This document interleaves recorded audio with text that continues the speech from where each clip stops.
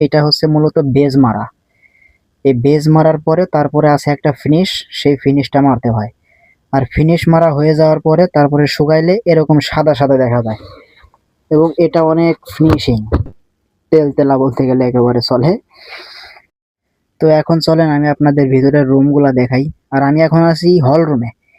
আর এই হচ্ছে রুম, অনেক ছোট ছোট রুম, আমার মাথায় ধরে না এই রুমের ভিতরে কিভাবে কি করবে। আমাদের বাংলাদেশে একটা রুম করতে গেলে মিনিমাম 10 ফিট বাই 10 ফিট হতেই হবে, না হলে আমাদের দায় সারে না। কিন্তু এরা এত ছোট রুম দিয়ে কি করবে আমার মাথায় ধরে না। এই রুমটা অনেক বড় আছে, এই রুমটা ঠিক আছে। এই রুমে প্রায় 60 মিটার মতো বা 70 মিটার মতো কাজ আছে এই রুমে। তো এই হচ্ছে এখানকার রুম। হল রুমগুলা বেশ বড় সড়ো আছে, কিন্তু যে রুমগুলা বেডরুমগুলো অনেক ছোট ছোট। আমার মাথায় কাজ করে না এরা হল রুমে কি ফুটবল খেলবে না র্যাকেট খেলবে। এবং আপনারা যদি বুঝে থাকেন যে রুমের থেকে হল রুম কেন বড় আর বেডরুম কেন এত ছোট ছোট, তাহলে কমেন্ট করে জানাবেন। এখন চলেন স্কিম করার আগে রুমগুলা কেমন দেখা যায় সেইগুলো আমি আপনাদের সাথে শেয়ার করি। মানে কংক্রিট হয়ে যাওয়ার পরে রুমগুলা কেমন দেখায় এবং স্কিম করার পরে রুমগুলা কেমন দেখায়। তো এই যে যেগুলা দেখতে পারতেছেন এইগুলা শুধু কংক্রিট করা, কংক্রিট হয়ে গেছে। আর এই যে পিন্টোটা দেখেছেন অ্যালুমিনিয়ামের পিন্টো, এই হয়েছে কংক্রিট হয়ে যাওয়ার পরের অবস্থা।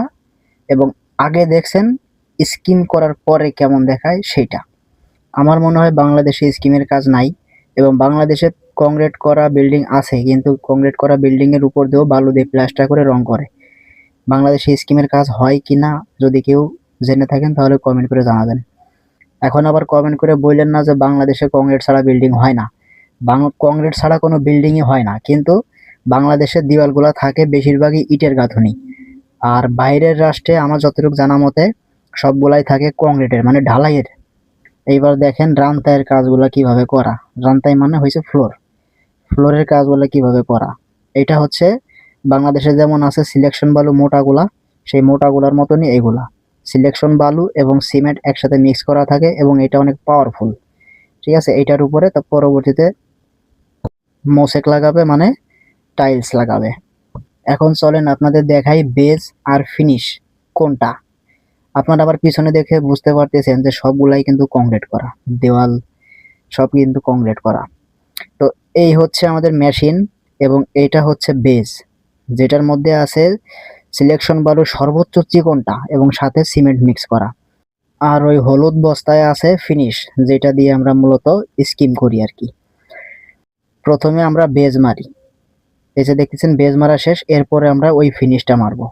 আশা করি বুঝতে পারছেন স্কিমের কাজ কাকে বলে। তো ভালো থাকবেন সবাই, আল্লাহ হাফেজ।